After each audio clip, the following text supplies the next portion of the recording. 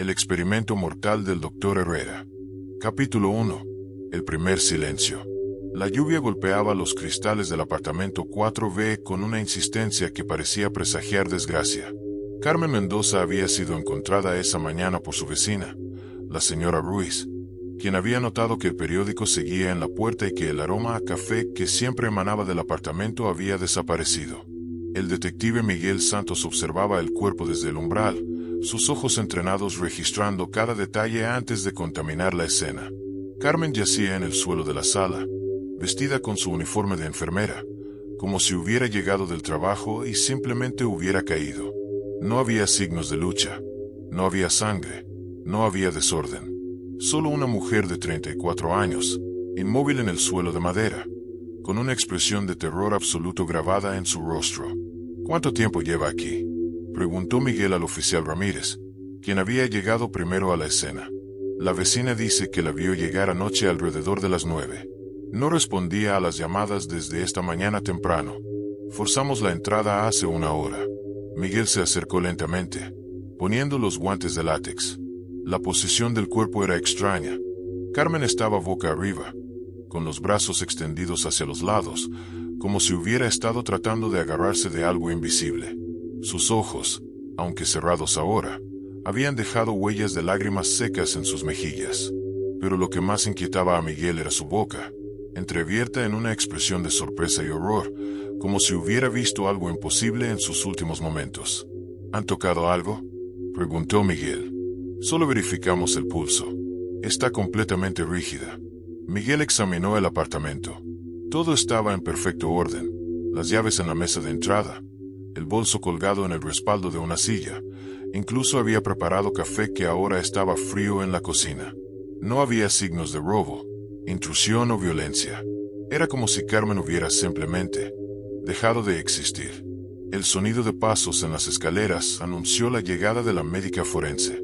La doctora Elena Varga apareció en la puerta, su maletín médico en una mano y una expresión de concentración profesional en su rostro. Elena era una mujer de unos 40 años, con cabello castaño recogido en una cola de caballo práctica y ojos verdes que parecían ver más allá de lo evidente. Buenos días, detective Santos. ¿Qué tenemos aquí? Carmen Mendoza, 34 años, enfermera. Encontrada esta mañana. Aparente muerte natural. Pero, Elena se acercó al cuerpo, dejando su maletín en el suelo. Mírale la cara, doctora. ¿Has visto alguna vez una muerte natural que deje esa expresión? Elena se arrodilló junto al cuerpo y comenzó su examen preliminar. Verificó los signos vitales, aunque era obviamente innecesario, y luego examinó los ojos, la boca y el cuello de Carmen. Sus manos expertas palparon en busca de signos de trauma, pero no encontraron nada. No hay signos externos de violencia, murmuró Elena. Pupilas normales, no hay evidencia de asfixia manual o estrangulamiento. Hizo una pausa, frunciendo el ceño. Pero hay algo extraño. ¿Qué es? Elena colocó su estetoscopio en el pecho de Carmen, aunque sabía que no escucharía nada. Luego, con cuidado, abrió ligeramente la boca de la víctima e iluminó el interior con una pequeña linterna. Miguel, ven a ver esto. El detective se acercó y miró hacia donde Elena señalaba. ¿Qué se supone que debo ver? La lengua está completamente seca, más de lo normal incluso para un cadáver. Y mira los labios, están ligeramente azulados, como si hubiera habido hipoxia, pero no hay signos de obstrucción de las vías respiratorias. Elena continuó su examen, cada vez más perpleja. Cuando llegó a los pulmones, se detuvo abruptamente. Esto es muy extraño, dijo, casi para sí misma. ¿Qué pasa? Cuando escucho los pulmones post-mortem, normalmente hay aire residual, especialmente si la persona murió de forma súbita. Pero estos pulmones, es como si estuvieran completamente vacíos. Miguel observó la expresión de confusión creciente en el rostro de Elena. En los 5 años que habían trabajado juntos en casos forenses, nunca la había visto tan desconcertada. ¿Es eso posible? No debería serlo. Incluso en la muerte, queda aire residual en los pulmones. Es anatómicamente imposible que estén completamente vacíos sin algún tipo de intervención externa. Elena tomó la temperatura del cuerpo y anotó sus observaciones preliminares. La rigidez cadavérica estaba bien establecida, lo que confirmaba que Carmen había muerto aproximadamente entre las 9 y las 11 de la noche anterior. «Necesito hacer una autopsia completa», dijo Elena, poniéndose de pie. «Hay algo aquí que no encaja. ¿Crees que fue homicidio?» «No lo sé. No hay evidencia de violencia, pero esa expresión de terror y el estado de los pulmones. Nunca he visto nada igual». Mientras esperaban a que llegara el equipo para trasladar el cuerpo, Miguel revisó el apartamento más detalladamente.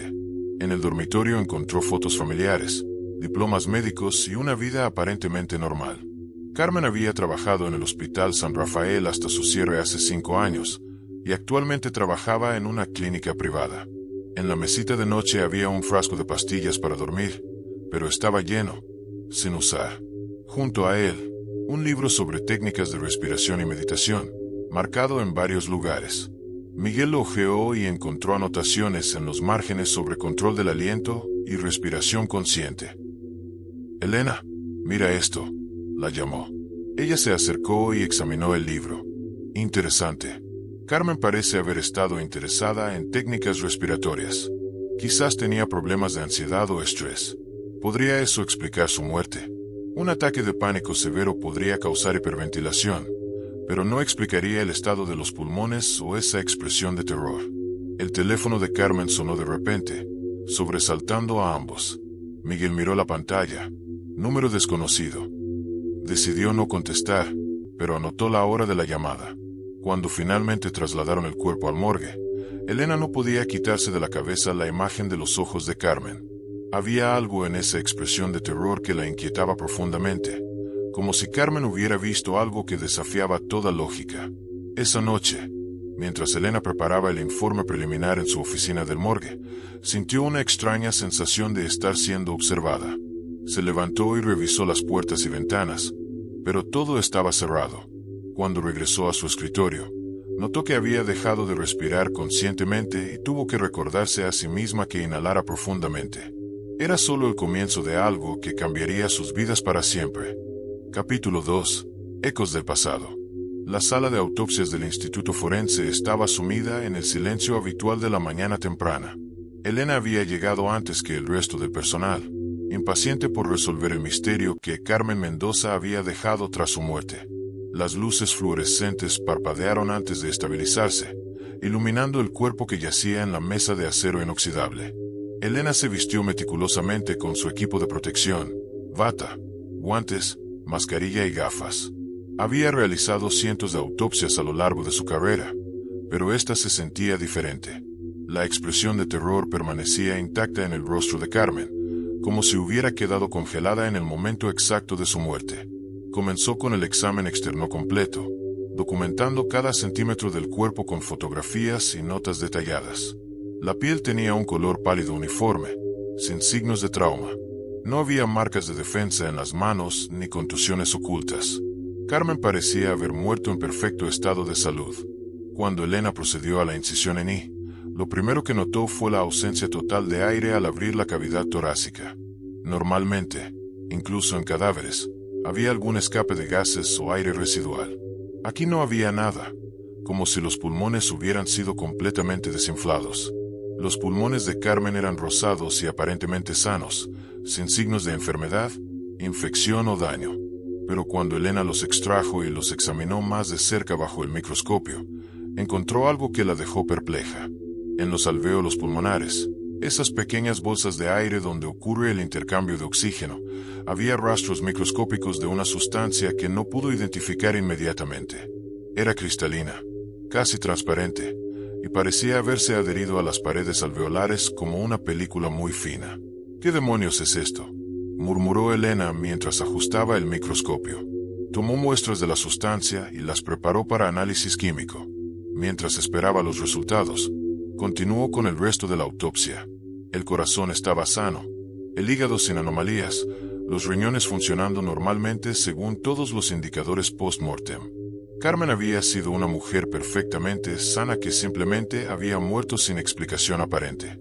Elena estaba tan concentrada en su trabajo que no escuchó entrar a Miguel hasta que él carraspeó suavemente. «Buenos días, doctora. ¿Algún descubrimiento?» «Miguel, qué bueno que llegaste. Elena se quitó los guantes y se dirigió hacia él. He encontrado algo extraño, pero aún no sé qué significa. Le mostró las imágenes microscópicas de la sustancia cristalina. ¿Ves estas formaciones? No están en ninguna base de datos médica que conozca. Es como si alguien hubiera introducido algún tipo de compuesto químico directamente en sus pulmones. ¿Envenenamiento? No en el sentido tradicional. No hay signos de toxicidad sistémica, y la cantidad es mínima. Pero está ahí, adherida específicamente a los alvéolos. Miguel examinó las fotografías con atención. ¿Has visto algo así antes? Nunca. He consultado con colegas en toxicología y nadie reconoce esta sustancia. Es como si fuera artificial. Mientras hablaban, llegaron los resultados preliminares del laboratorio. Elena revisó los datos con creciente confusión. Esto es imposible, dijo, leyendo el informe. Según el análisis espectroscópico, esta sustancia contiene elementos que no deberían poder combinarse de forma estable a temperatura corporal. Miguel se acercó a leer por encima del hombro de Elena. ¿Qué significa eso en términos simples? Significa que alguien con conocimientos muy avanzados de química creó esto artificialmente. No es un compuesto natural, y definitivamente no es algo que Carmen pudiera haber inhalado accidentalmente. Entonces estamos hablando de homicidio. Eso parece. ¿Pero cómo? No hay signos de que le hayan forzado a inhalar nada. No hay residuos en la nariz o la boca. No hay trauma en las vías respiratorias. Es como si esta sustancia hubiera aparecido directamente en sus pulmones. Miguel sacó su libreta y repasó las notas que había tomado la noche anterior. He estado investigando el pasado de Carmen. Trabajó durante 8 años en el Hospital San Rafael antes de su cierre. ¿Sabes por qué cerró ese hospital? Elena negó con la cabeza. Oficialmente, problemas financieros. Pero hablé con algunos ex empleados y hay rumores sobre experimentos médicos no autorizados. Al parecer, había un médico allí, el doctor Augusto Herrera, que realizaba investigaciones bastante controvertidas. ¿Qué tipo de investigaciones? Nadie quiere hablar mucho, pero mencionaron algo sobre estudios respiratorios. Experimentaba con pacientes terminales, supuestamente para desarrollar nuevos tratamientos para enfermedades pulmonares. Elena sintió un escalofrío. ¿Sabes dónde está ese doctor Herrera ahora? Esa es la parte interesante. Desapareció justo antes del cierre del hospital. Su licencia médica fue revocada por violaciones éticas, pero nunca fue arrestado. Simplemente se esfumó. ¿Crees que Carmen pudo haber estado involucrada en esos experimentos? Es posible. Según los registros, trabajaba en el ala de neumología, directamente bajo la supervisión de Herrera. Elena volvió a mirar el cuerpo de Carmen, ahora con una nueva perspectiva.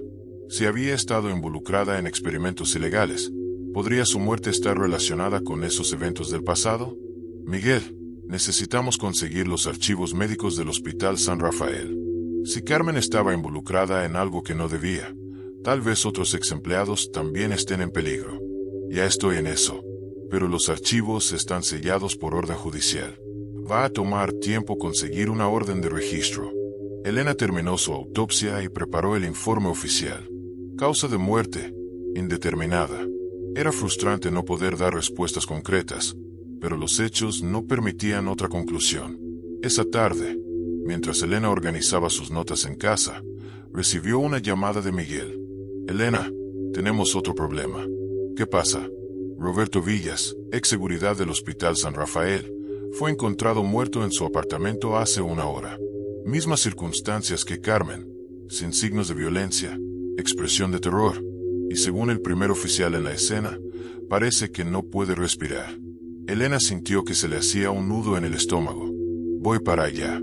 Mientras se dirigía a la nueva escena del crimen, Elena no podía quitarse de la cabeza la sustancia cristalina que había encontrado en los pulmones de Carmen. Si Roberto también la tenía, entonces definitivamente estaban ante un asesino en serie con métodos muy sofisticados. Pero lo que más la inquietaba era que, desde que había manipulado esas muestras, había comenzado a tener una extraña sensación en sus propios pulmones, como si algo estuviera observando cada respiración que tomaba. La noche se volvía más oscura, y Elena tenía la terrible sensación de que solo había visto el comienzo de algo mucho más siniestro. Capítulo 3. La segunda víctima. El apartamento de Roberto Villas estaba ubicado en un edificio más modesto que el de Carmen, pero la escena era perturbadoramente similar. Elena llegó al mismo tiempo que Miguel, y ambos se detuvieron en el umbral, observando el cuerpo que yacía en el centro de la sala de estar. Roberto, un hombre de 46 años con complexión robusta, estaba tendido boca arriba en una posición casi idéntica a la de Carmen, brazos extendidos, boca entreabierta, y esa misma expresión de terror absoluto grabada en su rostro. Su uniforme de seguridad estaba impecable, como si acabara de llegar del trabajo. Mismo patrón, murmuró Miguel mientras se ponía los guantes. ¿Qué probabilidades hay de que dos ex empleados del mismo hospital mueran de la misma forma inexplicable en 2 días? Elena se acercó al cuerpo con una mezcla de fascinación científica y creciente inquietud. Ya sabía lo que encontraría, pero necesitaba confirmarlo.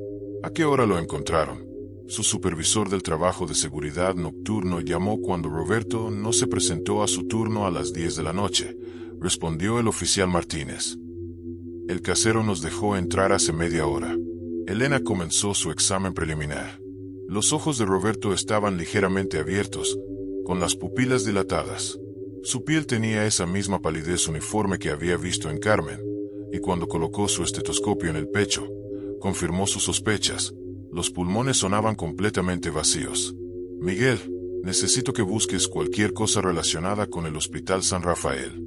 Documentos, fotos, cualquier conexión que pueda tener Roberto con Carmen o con el doctor Herrera. Mientras Miguel revisaba el apartamento, Elena continuó su examen. La boca de Roberto estaba seca, con los labios ligeramente azulados. Cuando iluminó el interior de su boca, notó la misma sequedad extrema que había encontrado en Carmen. En el dormitorio, Miguel encontró una caja de cartón llena de recuerdos del hospital. Había fotografías del personal, incluyendo una donde aparecían Roberto y Carmen junto a otros empleados en lo que parecía ser una fiesta de Navidad. En el centro de la foto estaba un hombre alto, de cabello gris y ojos penetrantes, identificado en el reverso como Dr. A. Herrera, jefe de neumología. Elena, mira esto. Miguel llevó la foto a la sala. Elena estudió la imagen detenidamente. Herrera tenía una sonrisa que no llegaba a sus ojos, y había algo en su postura que sugería autoridad absoluta sobre quienes lo rodeaban. ¿Ves cómo Roberto y Carmen están posicionados en la foto?, señaló Elena. Están un poco apartados del grupo, como si fueran especiales o diferentes del resto del personal. ¿Crees que tenían una relación más cercana con Herrera? Es posible. O tal vez trabajaban directamente en sus experimentos. Miguel siguió explorando la caja y encontró varios documentos que hicieron que se le erizara la piel. Eran formularios de consentimiento para procedimientos experimentales de investigación respiratoria, todos firmados por pacientes terminales y todos con el sello del doctor Augusto Herrera. Elena, tienes que ver esto. Parece que Roberto guardó evidencia de los experimentos de Herrera. Elena leyó los documentos con creciente horror. Los formularios describían procedimientos que involucraban extracción y análisis de gases respiratorios finales y monitoreo de patrones de exhalación terminal. El lenguaje era técnico, pero la implicación era clara. Herrera estaba experimentando con los últimos alientos de pacientes moribundos. Esto es enfermizo, dijo Elena. Estos documentos sugieren que Herrera creía que podía estudiar o incluso capturar algo específico en los últimos momentos de vida de una persona. ¿El último aliento? Literalmente. Sí. Mira estas notas al margen. Elena señaló las anotaciones escritas a mano. Habla sobre preservación de esencia respiratoria y análisis de componentes vitales finales. Miguel encontró más documentos, incluyendo lo que parecía ser un diario personal de Roberto. Las entradas más recientes mostraban una creciente paranoia. 15 de octubre. Carmen me llamó anoche. Dice que ha estado teniendo pesadillas sobre el doctor. Yo también. Siempre es lo mismo. No podemos respirar y él está ahí, observando. 18 de octubre. Encontré mi número telefónico en los archivos viejos de Herrera. No sé cómo los consiguió, pero está ahí. Carmen dice que ella también está en la lista. 20 de octubre. Alguien me ha estado llamando, pero cuando contesto solo escucho respiración pesada, como si alguien estuviera jadeando. Carmen dice que ella también recibe las mismas llamadas. Elena sintió un escalofrío mientras leía las entradas. Miguel, la última entrada es de ayer por la noche, 21 de octubre. La llamada llegó a las 11:47 de la noche. Esta vez era diferente. Podía escuchar mi propia respiración a través del teléfono, como si alguien estuviera imitándola. Cuando colgué, sentí como si algo hubiera entrado en mis pulmones. Carmen no contesta su teléfono. Tengo miedo. Roberto sabía que algo iba a pasar, dijo Miguel. Y sabía que Carmen estaba en peligro. Elena se dirigió de nuevo al cuerpo de Roberto. Ahora, con esta nueva información, observó detalles que antes había pasado por alto. En la mesa de centro había un teléfono descolgado, como si Roberto hubiera estado en medio de una llamada cuando murió. Miguel, ¿han revisado el registro de llamadas? Aún no, pero puedo hacerlo ahora. Mientras Miguel coordinaba con la compañía telefónica, Elena notó algo más. En la mano derecha de Roberto había marcas rojas, como si hubiera estado agarrando algo con fuerza extrema. Siguió la dirección de su brazo y vio que estaba extendido hacia el teléfono. Murió tratando de alcanzar el teléfono, murmuró Elena. O tal vez murió mientras hablaba por teléfono. El oficial Martínez se acercó con información adicional. Doctora, hablé con los vecinos. Tanto Carmen como Roberto habían recibido llamadas misteriosas antes de morir. Ambos habían trabajado directamente con el doctor Herrera en experimentos relacionados con la respiración. Y ambos habían muerto de una forma que desafiaba toda explicación médica convencional. Miguel, necesitamos una lista de todos los empleados que trabajaron en el departamento de neumología del Hospital San Rafael. Si nuestro asesino está eliminando testigos de los experimentos de Herrera, otros ex empleados podrían estar en peligro. Ya estoy en eso. También he solicitado los registros telefónicos de ambas víctimas. Si hay un patrón en las llamadas, lo encontraremos. Mientras esperaban a que llegara el equipo para trasladar el cuerpo de Roberto, Elena no podía quitarse de la cabeza la descripción del diario sobre las llamadas telefónicas. La idea de escuchar la propia respiración reproducida a través del teléfono le provocaba una sensación de profunda inquietud. Cuando finalmente salieron del apartamento de Roberto, Elena se sintió observada. Se volvió varias veces durante el camino a su coche, pero las calles estaban vacías. Sin embargo, no podía librarse de la sensación de que alguien estaba monitoreando cada movimiento que hacía, cada respiración que tomaba. Esa noche, cuando sonó su teléfono a las 11:47 de la noche exactamente, Elena dudó antes de contestar. El número era desconocido, y algo en su instinto le decía que no debía responder. Pero la curiosidad científica pudo más que el miedo. Diga, al otro lado de la línea, solo escuchó respiración, lenta, deliberada, casi hipnótica. Y entonces, con horror creciente, se dio cuenta de que la respiración que escuchaba era idéntica a la suya propia. Capítulo 4. Laboratorio de sombras. La sede de archivos judiciales era un edificio gris e imponente que albergaba décadas de secretos legales. Miguel y Elena habían pasado toda la mañana llenando formularios y esperando aprobaciones para acceder a los archivos sellados del Hospital San Rafael. Finalmente, a las 2 de la tarde, un funcionario de aspecto cansado los escoltó hasta una sala sin ventanas en el sótano del edificio. Tienen 2 horas, les dijo, dejando 3 cajas de cartón sobre una mesa metálica. Estos son todos los documentos que se salvaron cuando se cerró el hospital. El resto fue destruido según las órdenes del juez. Elena abrió la primera caja con manos temblorosas. Durante las últimas 24 horas, desde la llamada telefónica misteriosa, había experimentado episodios de dificultad respiratoria que no podía explicar médicamente. Era como si algo estuviera interfiriendo con su capacidad pulmonar normal. Los documentos estaban organizados por departamentos. Miguel se dirigió directamente a los archivos de neumología, mientras Elena revisaba los registros de personal. Lo que encontraron pintaba un cuadro perturbador de lo que había estado ocurriendo en el Hospital San Rafael durante sus últimos años de operación. El doctor Augusto Herrera había sido más que el jefe de neumología, había sido prácticamente el dueño del departamento. Sus expedientes mostraban una progresión inquietante de experimentos que habían comenzado como investigación legítima sobre enfermedades respiratorias, pero que gradualmente se habían transformado en algo mucho más siniestro. Miguel, mira esto. Elena sostenía un folder etiquetado como Proyecto Pneuma, Fase 3. Dentro del folder había fotografías, diagramas y documentos que describían experimentos que desafiaban toda ética médica. Herrera había estado estudiando específicamente los últimos momentos de vida de pacientes terminales, pero no desde una perspectiva de cuidados paliativos. Estaba obsesionado con lo que él llamaba la esencia respiratoria final. Los diagramas mostraban equipos médicos modificados, máquinas de ventilación conectadas a sistemas de captura y almacenamiento, dispositivos para medir la composición química exacta de las exhalaciones finales, y lo más perturbador de todo, contenedores especiales diseñados para preservar componentes vitales atmosféricos. ¿Qué demonios creía que estaba haciendo?, murmuró Miguel, leyendo las notas de investigación de Herrera. Elena encontró el documento que explicaba la filosofía detrás del Proyecto Pneuma. Era un ensayo escrito por el propio Herrera, fechado 6 meses antes del cierre del hospital. La respiración es más que un simple intercambio de gases.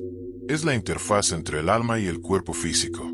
En las tradiciones médicas antiguas, el pneuma, del griego, aliento, espíritu, era considerado la fuerza vital fundamental que animaba toda materia viviente. Mi investigación ha demostrado que esta creencia ancestral tiene bases científicas verificables.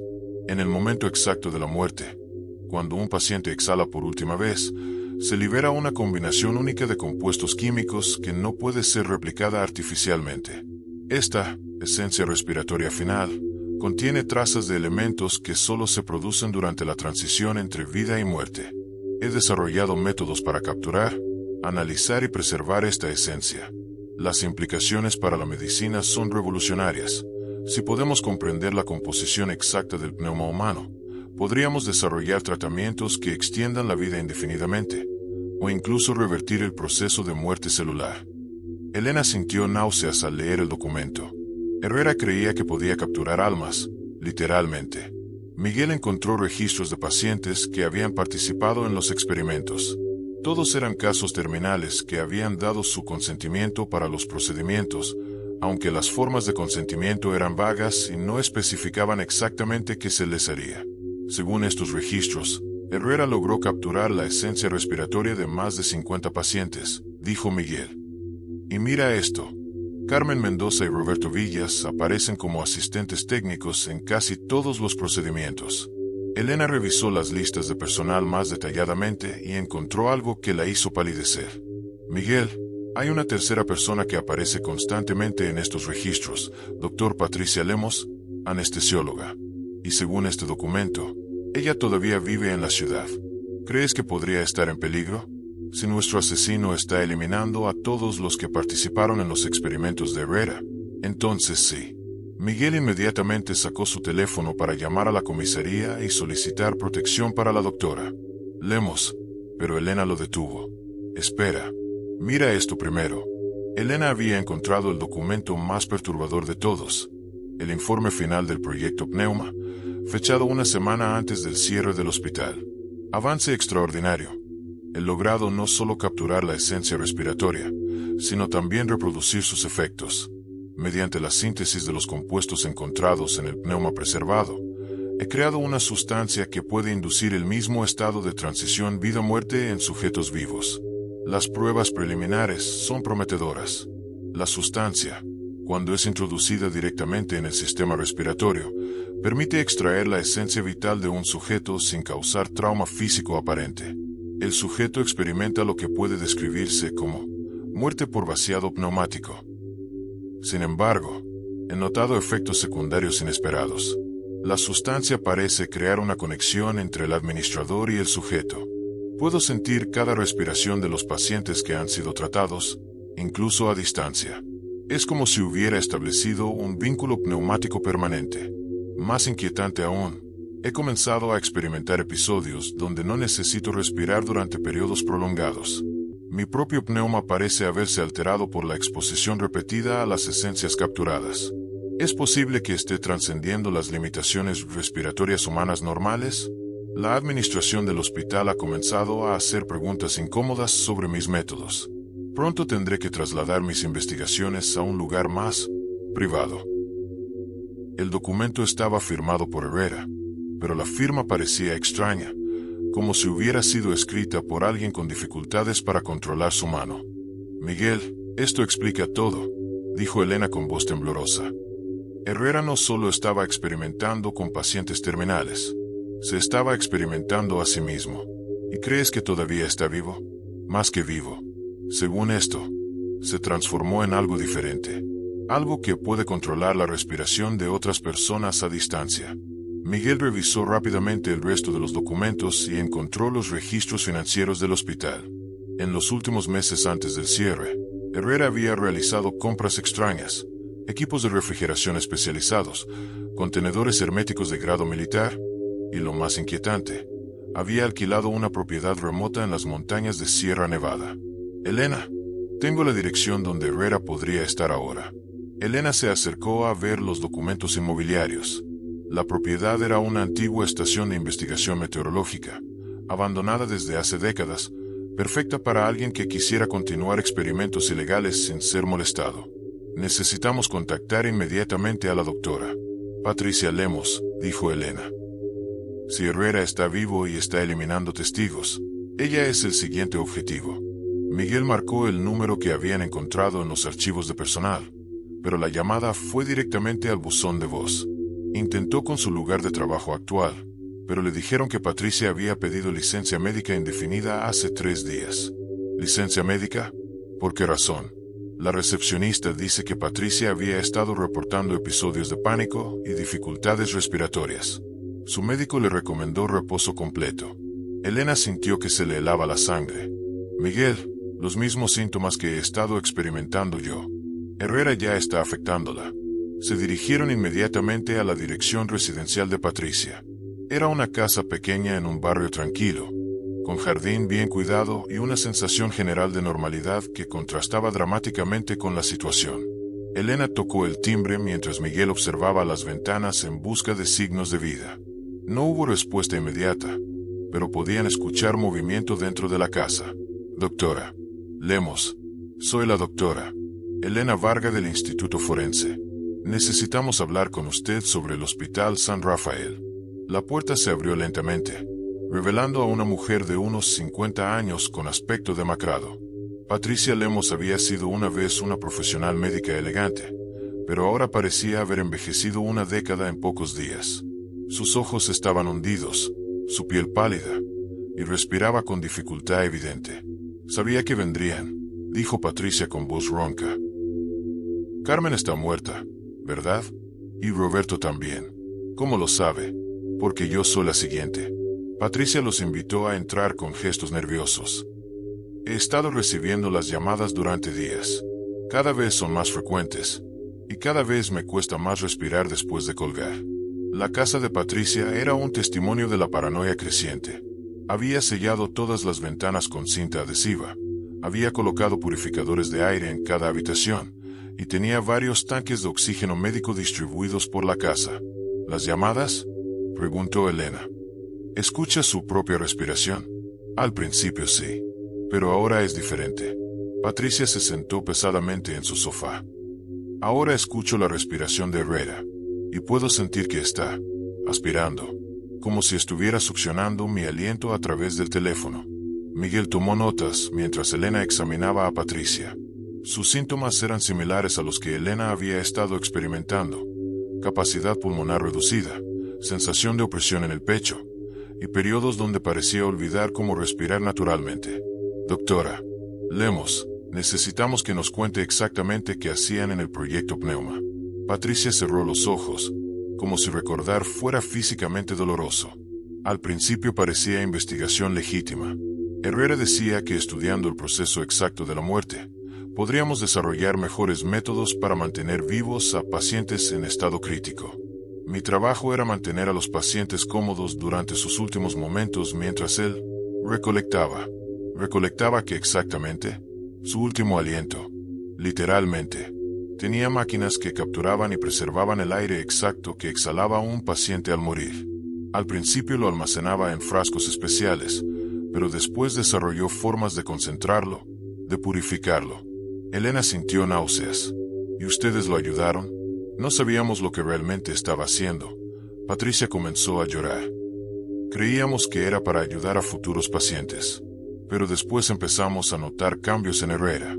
Dejó de respirar normalmente. Podía contener la respiración durante horas. Y comenzó a influir en nuestra respiración también. ¿Cómo?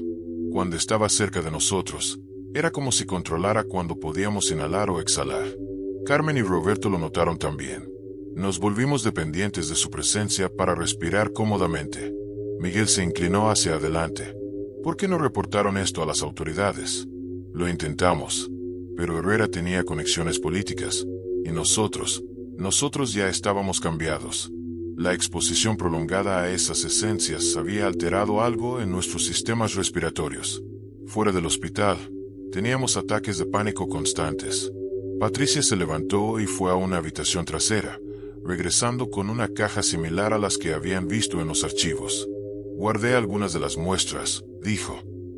Pensé que algún día podría necesitar evidencia. Dentro de la caja había varios frascos pequeños, cada uno conteniendo lo que parecía ser aire ligeramente luminoso. Los frascos estaban etiquetados con nombres y fechas. Cada uno de estos contiene el último aliento de un paciente, explicó Patricia. Herrera los llamaba pneuma puro. Decía que contenían la esencia misma de la vida humana. Elena examinó uno de los frascos con fascinación y horror. El contenido parecía moverse, como si estuviera vivo. ¿Herrera aún tiene más de estos? Cientos. Los llevó consigo cuando se fue del hospital. Y desde entonces ha estado perfeccionando su técnica. El teléfono de Patricia sonó de repente, haciendo que todos se sobresaltaran. Patricia miró el aparato con terror absoluto. Es él, susurró. Siempre llama a las 4:37 de la tarde. No contestes, dijo Miguel. Pero Patricia ya había extendido la mano hacia el teléfono, como si no pudiera controlarse. No puedo evitarlo, dijo con voz ahogada. Es como si me obligara a contestar. Elena se dio cuenta de que estaban presenciando el mismo fenómeno que había matado a Carmen y Roberto. Pero esta vez, tenía la oportunidad de intervenir. Miguel, desconecta el teléfono. Pero cuando Miguel se acercó al aparato, Patricia ya había contestado. Su expresión se volvió vacía, como si estuviera en trance, y comenzó a respirar de forma sincronizada con algo que solo ella podía escuchar. Elena podía sentir que algo en la habitación había cambiado. El aire se sentía más denso, y su propia respiración comenzó a volverse laboriosa. Herrera no solo estaba vivo, estaba más poderoso que nunca, y ahora sabía exactamente dónde encontrarlos. Capítulo 5. El coleccionador. La respiración de Patricia se volvía cada vez más laboriosa mientras sostenía el teléfono contra su oído.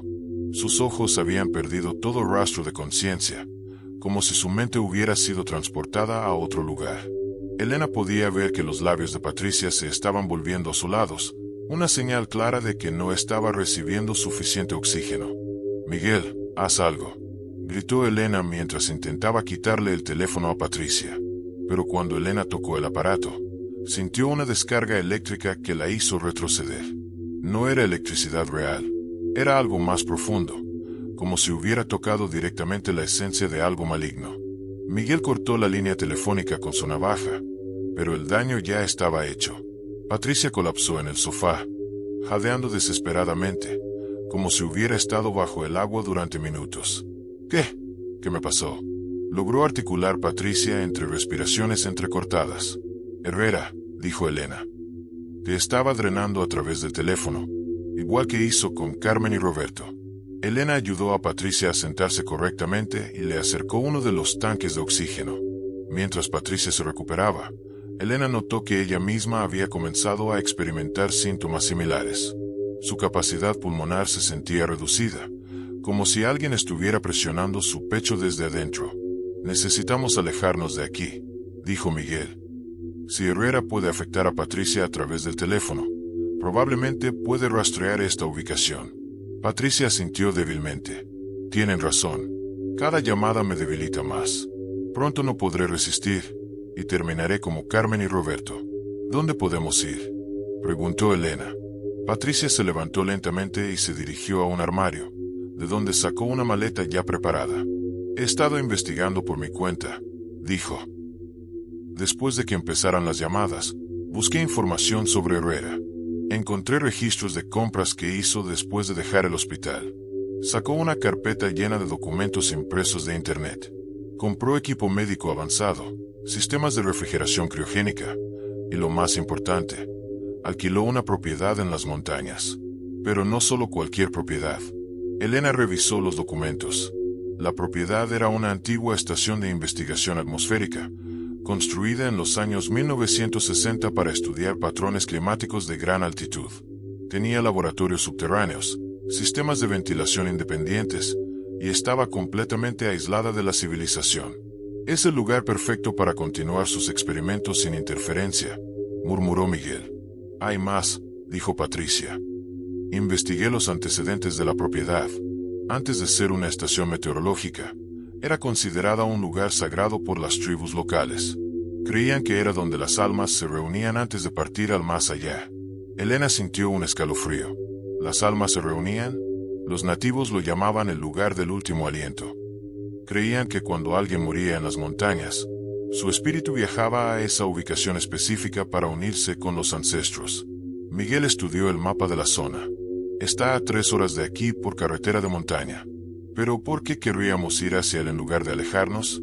Porque no podemos huir para siempre, dijo Elena, sorprendiéndose a sí misma con su determinación. Herrera nos está cazando uno por uno. Si no lo detenemos, seguirá matando hasta eliminar a todos los que saben sobre sus experimentos. Patricia tosió violentamente, y Elena notó que había sangre en su pañuelo. ¿Cuánto tiempo crees que me queda?, preguntó Patricia con una calma inquietante. Elena la examinó rápidamente. Los síntomas de Patricia eran más avanzados que los suyos propios. Su respiración era superficial y rápida. Sus labios tenían un tinte azulado permanente, y sus ojos mostraban los primeros signos de hipoxia cerebral. Horas, tal vez un día, dijo Elena honestamente. Lo siento. Entonces no hay tiempo que perder. Patricia se dirigió hacia la puerta. Si vamos a confrontar a Herrera, prefiero hacerlo mientras aún puedo caminar. Durante el viaje hacia las montañas, Patricia les contó más detalles sobre los experimentos del proyecto Pneuma. Herrera había estado obsesionado con la idea de que la respiración era literalmente el vínculo entre el alma y el cuerpo físico. Decía que si podía controlar la respiración, podía controlar la vida misma, explicó Patricia desde el asiento trasero, hablando entre respiraciones laboriosas.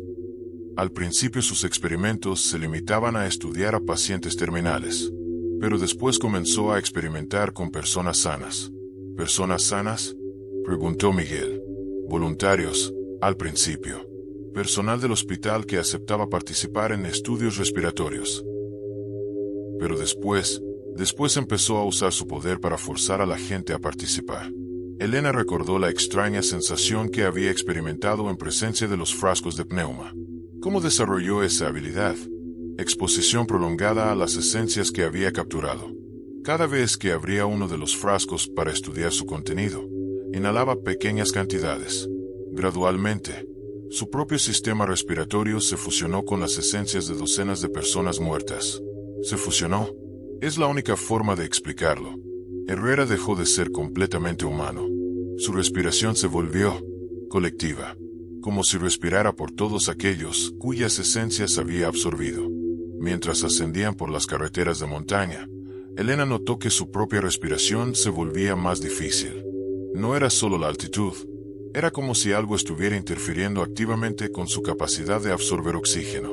¿Sienten eso?, preguntó. Miguel asintió. Es como si el aire se estuviera volviendo más denso. Patricia se inclinó hacia adelante. Estamos entrando en su zona de influencia. Herrera puede afectar la atmósfera en un radio de varios kilómetros alrededor de su ubicación. Elena miró por la ventana hacia el paisaje montañoso. Los árboles parecían menos verdes de lo normal, como si estuvieran siendo privados de algo esencial. Algunos incluso parecían estar muriendo, con hojas que se caían fuera de temporada. ¿Está matando todo el ecosistema? El pneuma no es solo aire, explicó Patricia. Es la fuerza vital misma. Si Herrera está absorbiendo continuamente la esencia vital del área, todo lo viviente eventualmente se marchitará. Llegaron a la base de la montaña donde estaba ubicada la antigua estación de investigación justo cuando el sol comenzaba a ponerse. La estructura era más imponente de lo que habían esperado. Un complejo de varios edificios conectados por túneles, construido parcialmente dentro de la roca misma de la montaña. ¿Cómo vamos a entrar?, preguntó Miguel. Patricia señaló hacia un sendero apenas visible que subía por la ladera. Hay una entrada de servicio en la parte trasera. La usábamos cuando veníamos aquí para entregas especiales. ¿Entregas especiales? Después de que cerraron el hospital, Herrera continuó recibiendo pacientes. Personas que desaparecían sin explicación, indigentes que nadie extrañaría. Los traíamos aquí para sus experimentos. Elena sintió náuseas, pero sabía que no era el momento para juicios morales. Mientras subían por el sendero, Elena comenzó a experimentar algo que nunca había sentido antes. Era como si pudiera percibir la respiración de otros seres vivos en el área. Pequeños animales nocturnos, insectos, incluso la respiración lenta y profunda de los árboles. Pero todos estos ritmos respiratorios parecían estar siendo gradualmente sincronizados hacia un patrón central. ¿Escuchan eso?, susurró Miguel. En el silencio de la montaña, podían escuchar un sonido rítmico y profundo, como la respiración de algo masivo. No venía de ninguna dirección específica. Parecía emerger de la montaña misma. «Es él», dijo Patricia con voz temblorosa. Herrera ya no respira como un humano individual. Respira como si fuera la montaña entera. Elena se dio cuenta de que estaban caminando directamente hacia algo que había trascendido los límites de la humanidad normal. Herrera no era solo un científico loco. Se había transformado en algo que podía controlar la esencia misma de la vida. Cuando finalmente llegaron a la entrada de la estación, Elena pudo ver luces parpadeantes a través de las ventanas. Herrera estaba dentro, y por la forma en que su propia respiración se había vuelto casi imposible, Elena sabía que él era muy consciente de su presencia. La confrontación que habían estado temiendo estaba a punto de comenzar, y Elena no estaba segura de que alguno de ellos tuviera la fuerza suficiente para sobrevivir al encuentro con el hombre que había aprendido a controlar el aliento mismo de la vida. Capítulo 6. La Ligacao fatal. La entrada de servicio de la estación de investigación estaba parcialmente oculta por vegetación marchita. Elena, Miguel y Patricia se acercaron con cuidado, tratando de hacer el menor ruido posible, aunque todos sabían que Herrera probablemente ya era consciente de su presencia. La puerta metálica estaba entreabierta, y de su interior emanaba un sonido constante y perturbador, el zumbido de maquinaria médica mezclado con lo que parecía ser respiración amplificada. Elena sintió que su propio ritmo respiratorio comenzaba a sincronizarse involuntariamente con los sonidos que venían del interior. «Una vez que entremos, no hay garantía de que podamos salir», advirtió Patricia, cuya condición había empeorado notablemente durante la subida por la montaña. Miguel revisó su arma, aunque todos sabían que las balas probablemente serían inútiles contra alguien que había trascendido las limitaciones físicas normales. «¿Tienes algún plan?», le preguntó a Elena. Elena miró los frascos de pneuma que Patricia había traído consigo. «Si Herrera obtiene su poder de las esencias que ha capturado, tal vez podamos encontrar una forma de liberarlas o destruirlas. Y si eso nos mata a todos en el proceso, entonces al menos evitaremos que mate a más gente». Entraron lentamente en la estación. El interior había sido completamente transformado desde sus días como centro de investigación meteorológica. Los pasillos estaban llenos de tubos y cables que parecían formar un sistema circulatorio gigante, pulsando con una luz azulada tenue. Las paredes estaban cubiertas con cientos de contenedores cilíndricos, cada uno aproximadamente del tamaño de un frasco de mermelada, y cada uno brillando con esa misma luz azul pálida.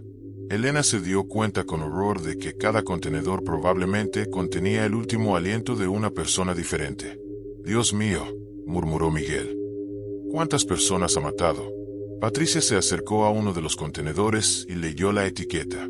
«María Santos, 67 años, 15 de marzo, 2019. Su voz se quebró. «Reconozco el nombre. Era una paciente del hospital que supuestamente murió de neumonía». Elena examinó otros contenedores. Las fechas se extendían desde el cierre del Hospital San Rafael hasta apenas unos días atrás. Herrera había estado matando sistemáticamente durante años, perfeccionando su técnica y construyendo su colección macabra. El sonido de la respiración amplificada se volvía más fuerte a medida que avanzaban por los pasillos. Finalmente llegaron a lo que una vez había sido el laboratorio principal de la estación, pero que ahora se había convertido en algo que desafiaba toda descripción. El espacio era enorme, con techos de al menos 6 metros de altura. En el centro había una estructura que parecía ser parte máquina médica, parte altar. Estaba rodeada de cientos de tubos transparentes, cada uno conectado a un contenedor de pneuma diferente. Y en el centro de todo, conectado a la máquina por docenas de cables y tubos, estaba el doctor Augusto Herrera. Pero Herrera ya no parecía completamente humano. Su piel tenía un color azulado pálido, como si estuviera oxigenada por algo que no era sangre normal.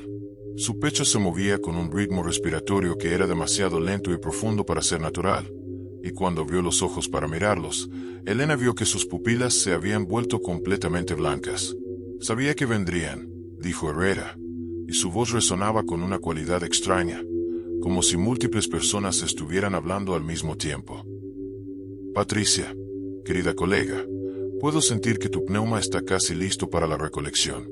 Patricia colapsó en el suelo, jadeando desesperadamente. Elena se arrodilló junto a ella, pero se dio cuenta de que no había nada que pudiera hacer médicamente. Herrera estaba literalmente succionando la vida de Patricia a distancia. «Déjala ir», gritó Elena. Herrera se rió, y el sonido era como el eco de cientos de voces riéndose simultáneamente. ¿Por qué habría de hacerlo? Patricia fue instrumental en mis primeros experimentos. Su pneuma será particularmente valioso debido a su exposición prolongada a las esencias de otros. Miguel intentó disparar, pero las balas simplemente atravesaron el cuerpo de Herrera como si fuera humo. No había sangre, no había impacto. Herrera ni siquiera se inmutó. Las armas físicas no pueden dañar a alguien que existe parcialmente en el plano pneumático, explicó Herrera con condescendencia. He trascendido las limitaciones de la carne mortal. Elena observó desesperadamente el laboratorio, buscando alguna forma de detener lo que estaba pasando. Se fijó en que todos los contenedores de pneuma estaban conectados a la máquina central a través de un sistema de tubos complejos. ¿Qué pasa si destruimos tu colección?, preguntó Elena. Sería desafortunado, admitió Herrera. Pero he internalizado suficiente pneuma que podría sobrevivir a la pérdida de la mayoría de mi reserva externa. Elena notó algo importante en su respuesta. Había dicho la mayoría, no toda. Eso significaba que había algunos contenedores que eran más críticos que otros. Patricia logró articular algunas palabras entre sus respiraciones desesperadas. El primer frasco. Elena miró hacia donde Patricia señalaba débilmente. En una sección especial del laboratorio, separado de los otros contenedores, había un frasco más grande que brillaba con una luz significativamente más intensa que los demás. Mi esposa, dijo Herrera, siguiendo la mirada de Elena. Ella fue mi primera donante voluntaria cuando estaba muriendo de cáncer pulmonar. Su pneuma es la base de todo mi poder. Elena se dio cuenta de que había encontrado la vulnerabilidad de Herrera. El primer pneuma que había capturado, el de su esposa, era su fuente de poder principal. Comenzó a moverse hacia el frasco especial, pero Herrera inmediatamente intensificó su ataque contra ella. Elena sintió como si sus pulmones se estuvieran cerrando, como si todo el aire estuviera siendo succionado de su cuerpo. No puedes alcanzarlo, dijo Herrera. E incluso si pudieras, destruir el pneuma de mi esposa me dolería, pero no me detendría. Pero Elena notó algo en su voz. Por primera vez, Herrera parecía genuinamente preocupado. Miguel, viendo que Elena estaba en peligro, comenzó a destruir otros contenedores de pneuma, rompiendo los frascos con la culata de su pistola. Cada frasco que se rompía liberaba una pequeña luz que se elevaba hacia el techo y desaparecía. Con cada contenedor destruido, Herrera se volvía visiblemente menos sólido, pero también más desesperado y peligroso. «Deténganse», rugió Herrera. «No saben lo que están haciendo». Patricia, reuniendo sus últimas fuerzas, logró ponerse de pie y se dirigió tambaleante hacia el frasco de la esposa de Herrera. «Sí, si lo destruyo, ¿morirás?»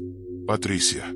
«No», suplicó Herrera, y por primera vez su voz sonó completamente humana.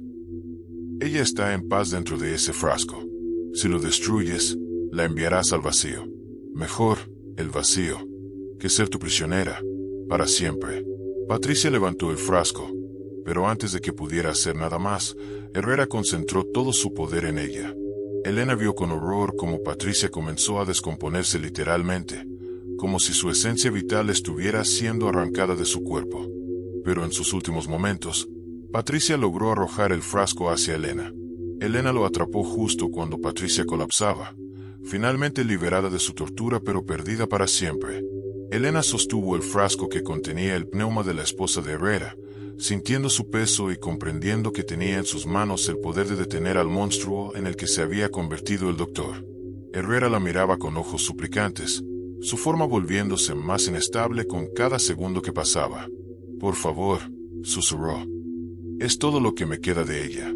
Elena miró el frasco, después a Miguel, después al cuerpo sin vida de Patricia, y finalmente de vuelta a Herrera.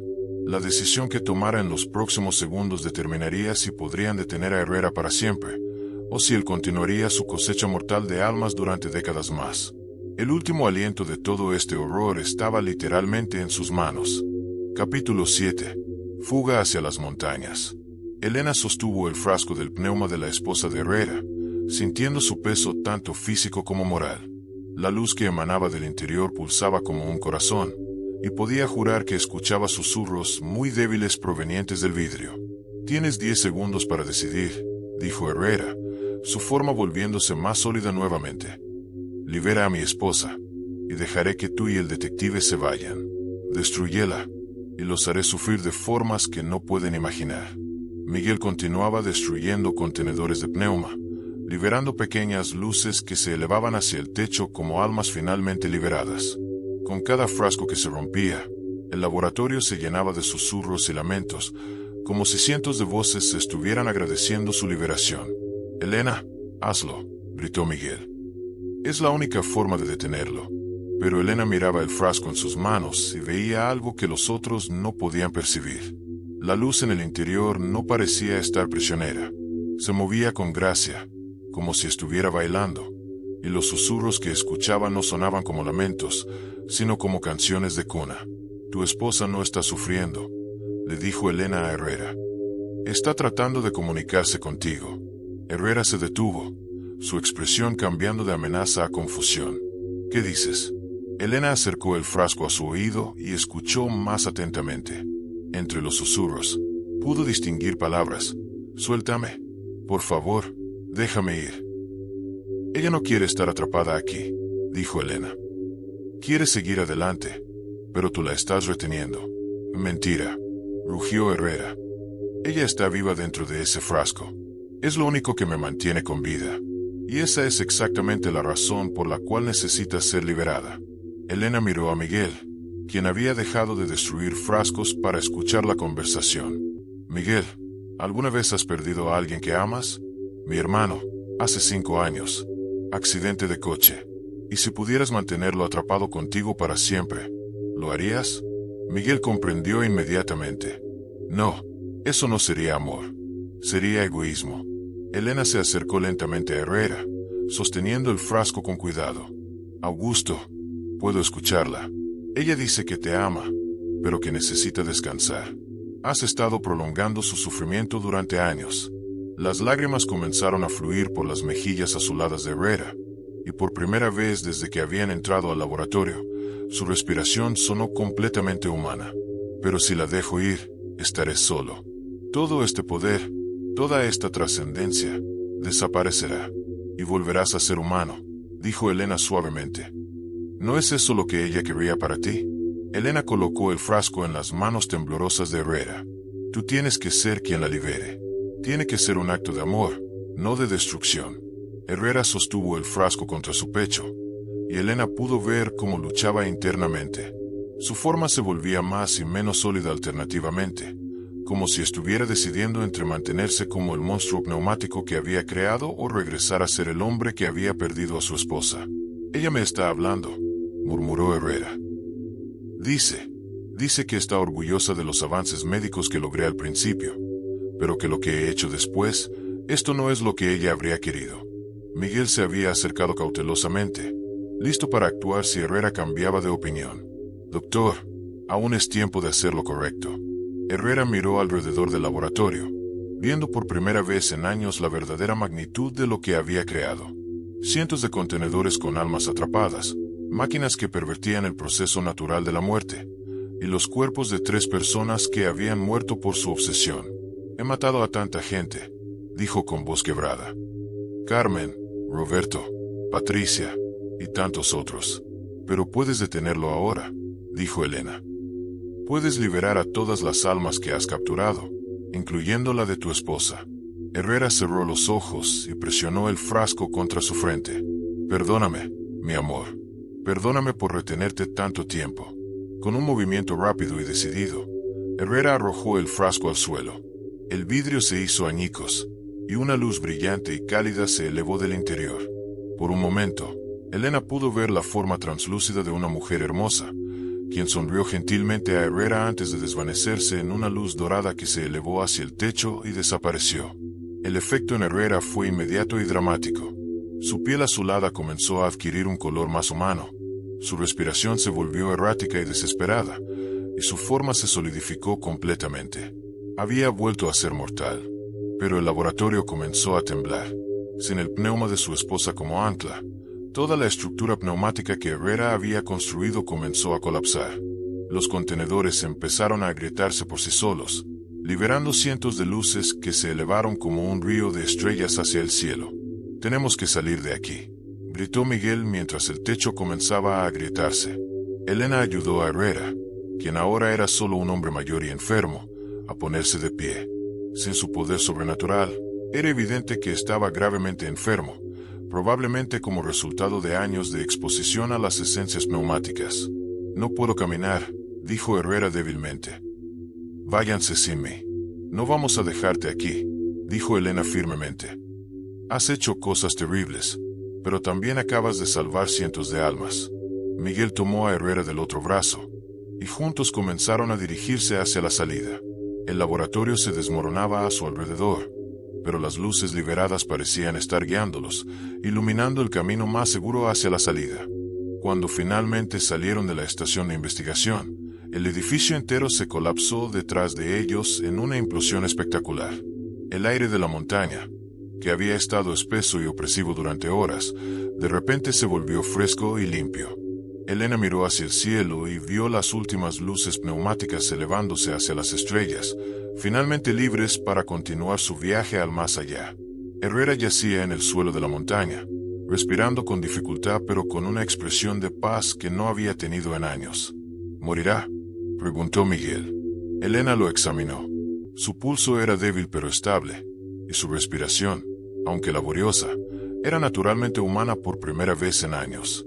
«Vivirá», dijo Elena, «pero necesitará cuidados médicos extensivos». Mientras esperaban a que llegaran los equipos de rescate que Miguel había llamado, Elena reflexionó sobre todo lo que habían presenciado. Habían visto el poder de la obsesión humana llevada al extremo, pero también habían visto el poder redentor del amor verdadero. «¿Crees que las almas que liberamos encontraron paz?», preguntó Miguel. Elena miró hacia el cielo estrellado, donde las últimas luces pneumáticas desaparecían en la distancia. «Sí», dijo. «Creo que finalmente pueden descansar». Pero incluso mientras lo decía, Elena sabía que su propia historia con el pneuma no había terminado. Durante su exposición a las esencias en el laboratorio de Herrera, algo había cambiado en ella. Podía sentir las respiraciones de todos los seres vivos en un radio amplio, y sabía instintivamente cuando alguien estaba en peligro respiratorio. No era una maldición como la que había consumido a Herrera. Era un don, una conexión especial con la fuerza vital que animaba toda existencia. Y Elena sabía que tendría que aprender a usarlo sabiamente. El último aliento de Herrera como monstruo había sido exhalado.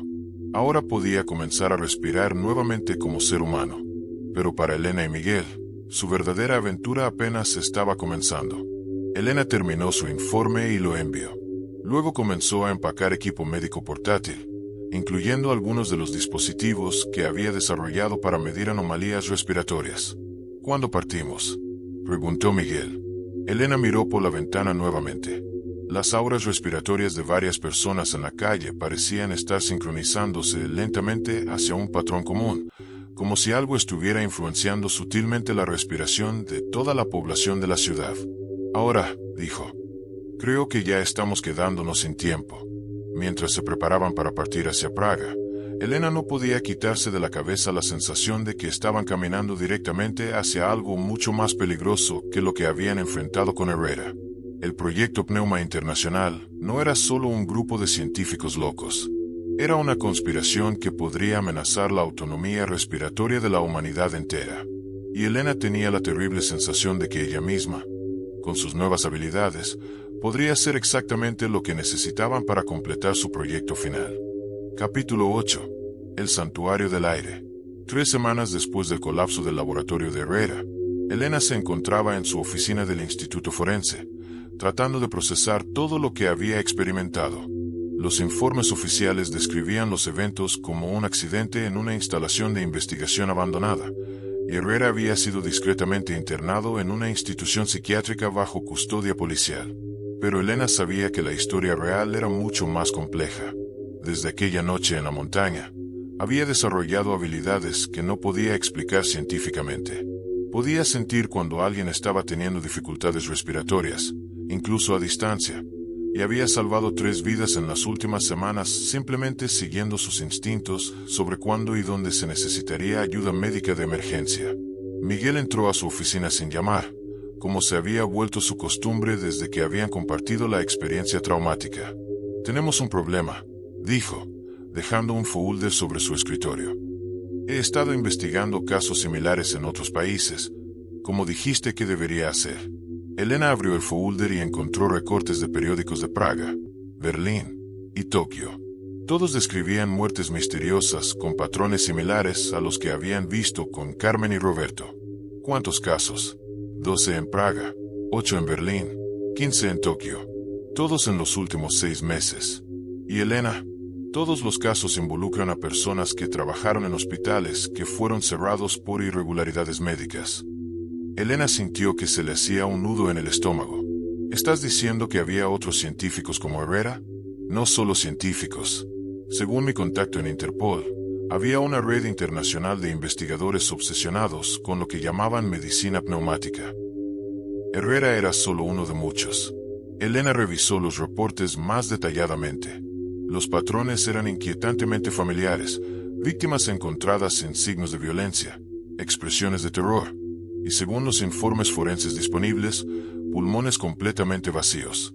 Miguel, necesitamos hablar con Herrera. Él puede saber quiénes son los otros miembros de esta red. Ya lo intenté. Los médicos dicen que está en estado catatónico desde que lo internaron. Aparentemente, la pérdida de su poder pneumático lo dejó en shock psicológico profundo. Elena se levantó y comenzó a caminar por su oficina, una habilidad que había desarrollado cuando necesitaba pensar. Entonces tenemos que investigar por nuestra cuenta. ¿Hay algún patrón en las ubicaciones de estos otros casos? Miguel desplegó un mapa mundial y marcó las ciudades donde habían ocurrido las muertes misteriosas. Mira esto. Todas las ubicaciones están en sitios que tienen significado histórico o espiritual relacionado con el aire o la respiración. Praga tiene las catacumbas de Santa Bárbara, que tradicionalmente era el lugar donde la gente iba a respirar su último aliento en paz. Berlín tiene los túneles subterráneos que se usaban para purificación del aire durante la Segunda Guerra Mundial. Tokio tiene el templo de Kakaseta, dedicado al vacío del cielo. Elena estudió el mapa con creciente alarma. No es coincidencia. Estos científicos están específicamente eligiendo ubicaciones con conexiones pneumáticas históricas. Hay más.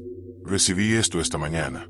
Miguel le entregó un sobre que había llegado al departamento de policía, dirigido específicamente a los investigadores del proyecto Pneuma. Dentro había una sola hoja de papel con un mensaje escrito en varios idiomas. La muerte del doctor Herrera ha sido notada. Su trabajo primitivo será continuado por aquellos con visión más amplia. El proyecto Pneuma Internacional entrará en su fase final. Praga será el próximo santuario. Vengan si se atreven a presenciar la verdadera trascendencia. El mensaje estaba firmado simplemente con un símbolo, un círculo con líneas onduladas que se extendían hacia afuera, como aire siendo exhalado. ¿Cuándo llegó esto?, preguntó Elena. Esta mañana temprano. Elena, quien quiera que envió esto sabe exactamente quiénes somos y qué hicimos en la montaña. Elena se acercó a la ventana de su oficina y miró hacia la ciudad. desde que había estado expuesta al pneuma en el laboratorio de Herrera. Ocasionalmente podía ver pequeñas luces alrededor de las personas, como auras que pulsaban al ritmo de su respiración. Ahora, mirando a los peatones en la calle, notó que varias de esas auras parecían débiles o irregulares. Miguel, creo que el problema es más grande de lo que pensamos. Desde lo que pasó en la montaña, he estado viendo cosas. Y lo que veo me dice que hay personas en esta ciudad que están siendo afectadas por algo similar a lo que Herrera estaba haciendo. ¿Qué tipo de cosas? Elena le explicó sobre las auras respiratorias que había comenzado a percibir y cómo había usado esa habilidad para salvar vidas en las últimas semanas. Es como si hubiera desarrollado una conexión especial con la fuerza vital de las personas. Y lo que estoy viendo ahora me dice que alguien más está experimentando con pneuma en nuestra propia ciudad. Miguel se acercó a la ventana y miró hacia donde Elena señalaba. No veo nada inusual. Esa mujer de la esquina. Elena señaló hacia una señora mayor que caminaba lentamente. Su aura respiratoria está parpadeando. Tiene tal vez horas antes de que su sistema pulmonar colapse completamente. ¿Está segura? Tan segura como puedo estar. Miguel, creo que necesitamos ir a Praga, pero no porque nos estén invitando. Necesitamos ir porque somos probablemente las únicas personas que entienden realmente lo que está pasando y cómo detenerlo. Miguel dobló el mapa y lo guardó en su chaqueta. ¿Y si es una trampa? Probablemente lo es. Pero si no vamos, más gente morirá. Y eventualmente, estos científicos perfeccionarán sus técnicas hasta el punto donde nadie podrá detenerlos. Elena tomó su decisión. Se dirigió a su escritorio y comenzó a preparar un informe detallado de todo lo que habían descubierto sobre el proyecto Pneuma. Voy a enviar esto a todos los institutos forenses internacionales que conozco. Si algo nos pasa en Praga, al menos habrá un registro de lo que estamos enfrentando. Miguel la observó trabajar, admirando su determinación pero preocupado por los riesgos. Elena, ¿estás segura de que estás lista para esto? Lo que vivimos con Herrera casi nos mata a todos. Elena se detuvo y lo miró directamente. Miguel, desde aquella noche, cada vez que inhalo, puedo sentir el eco de todas las almas que Herrera mantuvo prisioneras. Puedo sentir su gratitud por haber sido liberadas, pero también puedo sentir su advertencia sobre lo que otros están planeando. No tengo opción. Tengo que hacer esto. Entonces vamos juntos. ¿Estás seguro? Alguien tiene que cuidar que no te conviertas en otro Herrera, dijo Miguel con una sonrisa que no llegaba a sus ojos. Además, algo me dice que vamos a necesitar tanto tu nueva intuición pneumática como mis habilidades más convencionales de investigación. Elena terminó su informe y lo envió. Luego comenzó a empacar equipo médico portátil, incluyendo algunos de los dispositivos que había desarrollado para medir anomalías respiratorias. ¿Cuándo partimos?, preguntó Miguel. Elena miró por la ventana nuevamente. Las auras respiratorias de varias personas en la calle parecían estar sincronizándose lentamente hacia un patrón común, como si algo estuviera influenciando sutilmente la respiración de toda la población de la ciudad. Ahora, dijo, creo que ya estamos quedándonos sin tiempo.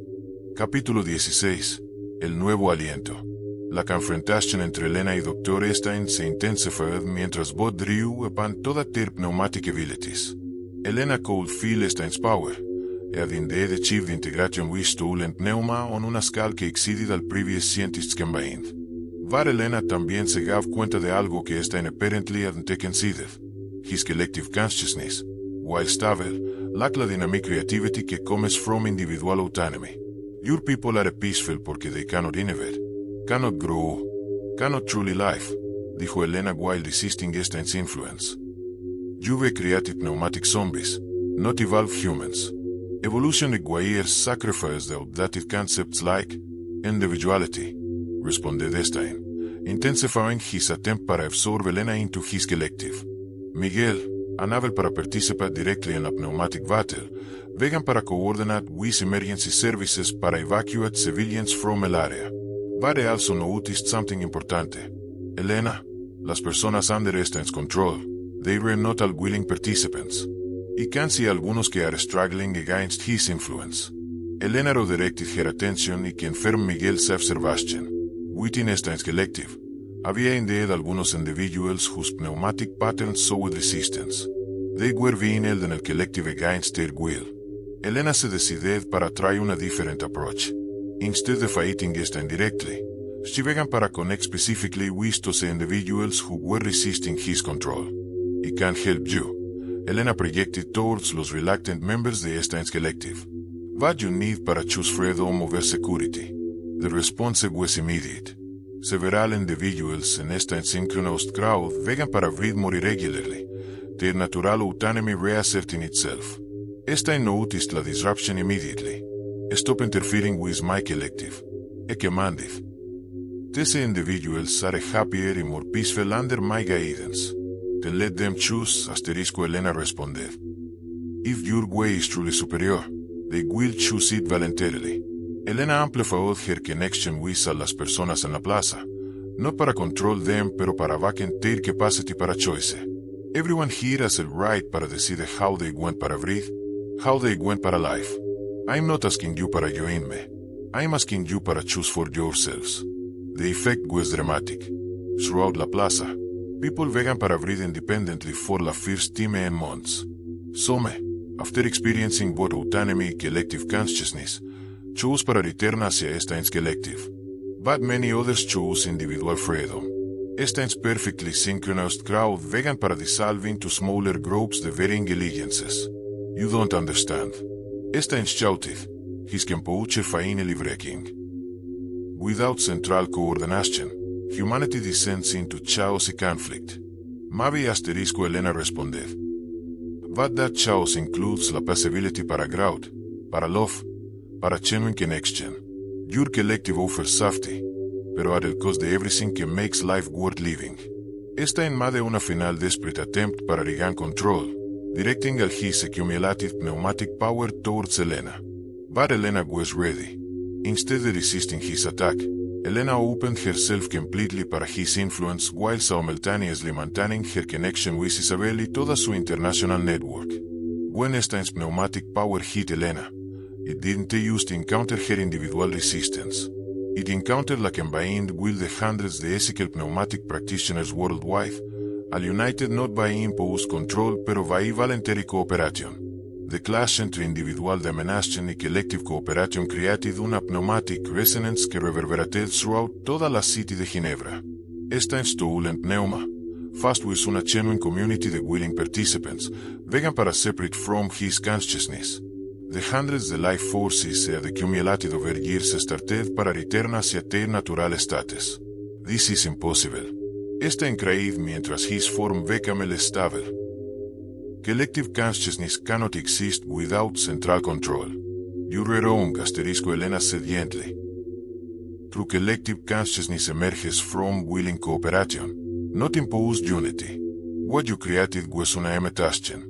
Esta collapsed mientras years de stolen pneuma left his body, forming clouds de luminous essence que dispersed throughout la city, returning para their rightful owners or dissipating into natural atmospheric cycles. But unlike previous pneumatic scientists they defeated, esta didn't disintegrate. When el process was complete, a remand, used una ordinary human man, drowned pero alive. It was time para help, asterisco esta said weakly. Humanity seems so lost, so conflicted. Elena approached him with compassion rather than triumph. Your desire para help was genuine. But true help empowers people para find their own solutions. It don't impose solutions upon them. En las days que followed, Elena, Miguel, y Isabel worked with international authorities para dismantle el remaining infrastructure del círculo pneumático. They also established rehabilitation programs para todos who had been part de esta collective, helping them readjust para autonomous life while preserving el benefits de community connection they had experienced.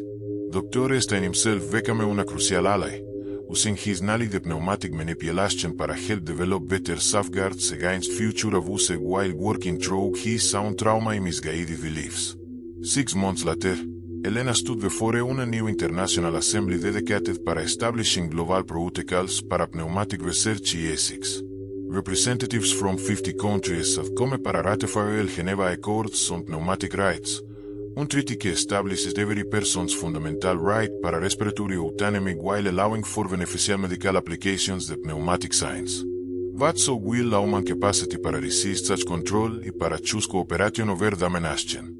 Isabel, now director de la International Pneumatic Rehabilitation Institute, added, "We have learned that pneumatic abilities are not inherently good or evil."